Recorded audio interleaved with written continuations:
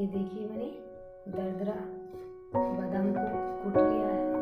अब हम डालेंगे खीर में।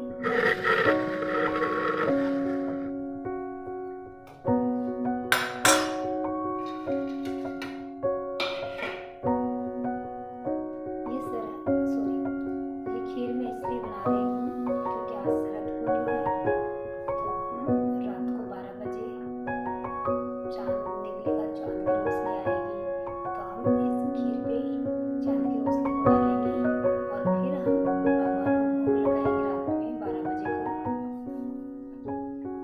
चांद की रोशनी खीर पे डालेंगे और फिर हम भगवान को भोग लगाएंगे रात को 12 बजे। तो हम इसलिए बना रहे हैं, रात में बना रहे हैं खीर। आप भी बनाते हो तो कमेंट करके बताइएगा। हैप्पी शरद पूर्णिमा। हम डालेंगे इसमें स्वाद अनुसार चीनी। 5 मिनट में हमारी खीर बनकर तैयार हो गई है।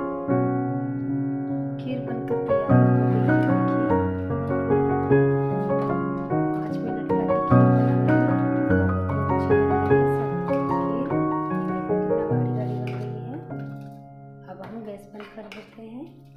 हमारा वीडियो आपको अच्छा लगा तो लाइक कमेंट करना और चैनल को सब्सक्राइब कर लेना और शेयर कर देना वीडियो को। तब तक के लिए धन्यवाद। Bye bye.